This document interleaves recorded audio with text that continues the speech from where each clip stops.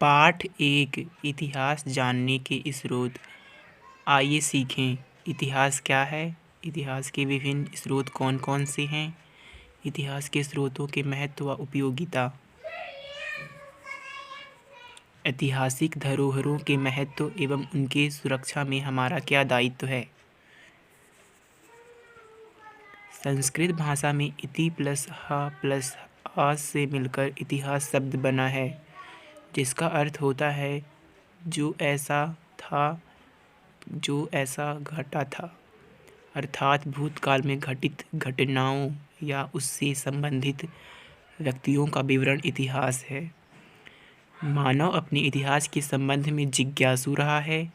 अपने निवास स्थलों के समीप निर्मित भवनों, दुर्गों, मंदिरों, तालाबों एवं बावड़ियों आदि पुरातात्विक सामग्री के अवशेषों से वह अपनी प्राचीनता का अनुमान लगाता है।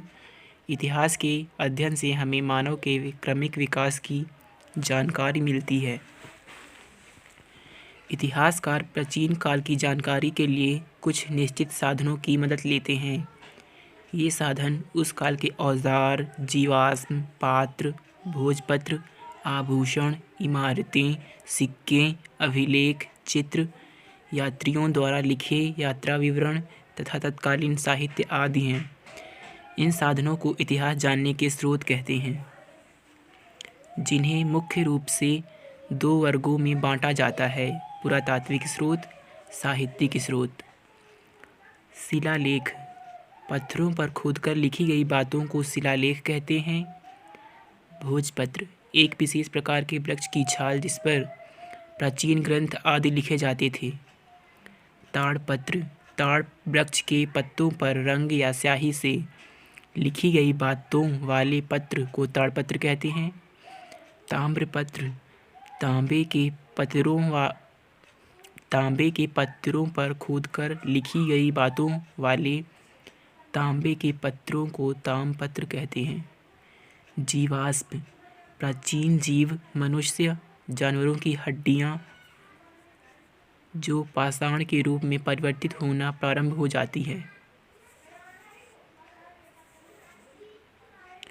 अधिकांश शिलालेख संस्कृत, प्राकृत, पाली एवं तमिल भाषा में हैं तथा ब्राह्मी लिपि में लिखे गए हैं, इसलिए इन्हें सभी लोगों के लिए पढ़ना कठिन होता है।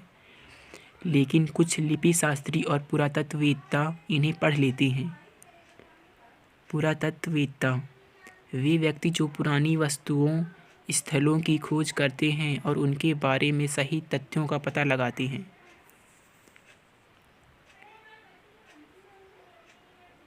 मानव को जब लिपि का ज्ञान नहीं था, तब उस समय वे चित्रों के माध्यम से अपनी बातें शिलाओं पर चित्रित करते थे। इन चित्रों को शैल चित्र कहते थे। मध्य प्रदेश में भोपाल के पास भीमबेटका के शैल चित्र इस बात के जीवंत प्रमाण हैं। शैल चित्र भारत के विभिन्न भागों में मिलते हैं। भीमबेटका विश्व का सबसे बड़ा शैल चित्र स्थल है। इसकी खोज पद्मश्री डॉक्टर बी श्रीवाकड़कर के द्वारा की गई थी। इस स्थल को विश्व धरोहर सूची में सम्मिलित किया गया है। क्या आप जानते हैं कि भारत के लगभग 3/4 शैल चित्र मध्य प्रदेश में विंध्याचल और सतपुड़ा की पहाड़ियों में पाए गए हैं।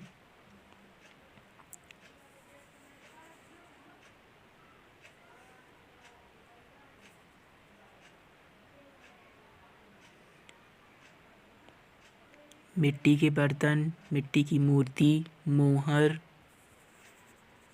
पत्थर के औजार, अन्य वस्तुएं।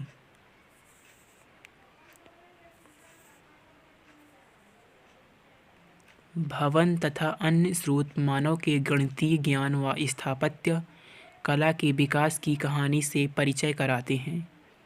साहित्यिक स्रोत तत्कालीन समय की विभिन्न बातों पर प्रकाश डालते हैं। प्राचीन समय के ग्रंथ जैसे वेद, पुराण, रामायण, महाभारत, संगम साहित्य और त्रिपिटक आदि उस समय के समाज, नगरों, रीति रिवाजों, संस्कृति के बारे में प्रकाश डालते हैं। प्राचीन काल के भवन, महल, मंदिर, मस्जिद, चर्च, किले, बावड़ी आदि हमें उस समय की कला, संस्कृति, समृद्धि, धार्मिक, सामाजिक, राजनीतिक स्थिति की जानकारी देते हैं। यूनानी यात्री मेगास्थनीज, चीनी यात्री वैनसांग, फायान तथा इत्सिंग और अन्य देशों के यात्रियों ने हमारे देश की यात्रा की तथा उनके द्वारा लिखे गए यात्रा विवरण से हमें उस समय की सामाजिक, राजनीतिक,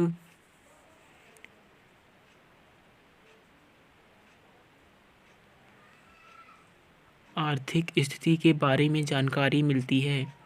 समय के प्रवाह के साथ साथ व्यापार वाणिज्य ने अपनी जगह बनाई। व्यापारी एक स्थान से दूसरे स्थान पर गए,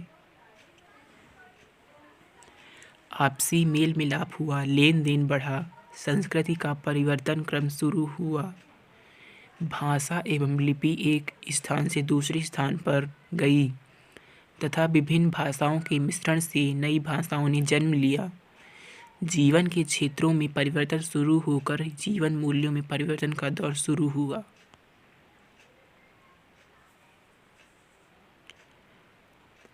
हमें अपने देश की प्राचीन धरोहरों की रक्षा करनी चाहिए, क्योंकि उन्हीं के आधार पर हमें अपने अतीत की जानकारी मिलती है। प्राचीन धरोहरें राष्ट्र की गौरवशाली संस्कृति की परिचायक होती हैं। अभ्यास प्रश्न पत्र। पहला है, इतिहास जानने के मुख्य स्रोत कौन कौन से हैं। दूसरा, शैल चित्र क्या होते हैं और मध्य प्रदेश में वे कहाँ मिलते हैं। तीसरा, भोजपत्र किसे कहते हैं। चौथा, इतिहास का अध्ययन क्यों आवश्यक है। पांचवा, ऐतिहासिक धरोहरों की सुरक्षा हमें क्यों करनी चाहिए। रिक्त स्थानों की पूर्ति कीजिए। वेनसांग और फायान खाली स्थान यात्री से। दूसरा, भीमबेटका की खोज खालिस्तान ने की थी। तीसरा, पुरानी वस्तुओं स्थलों की खोज करने व उनके बारे में सही तथ्यों का पता लगाने वाले को खालिस्तान कहते हैं। सही विकल्प चुनकर लिखिए। पहला, ताम्रपत्र लिखे जाते हैं पत्थरों पर, तांबे के पत्थरों पर, वृक्ष के छाल पर। दूसरा, शिलालेख कहा जाता है पत्थरों पर खोदकर लिखी जानकारी, किताबों में लिखी जानकारी, भोजपत्र पर लिखी जानकारी। स्थापत्य कला से हमें ज्ञान होता है भवनों का, चित्रों का, औजारों का। प्रोजेक्ट कार्य।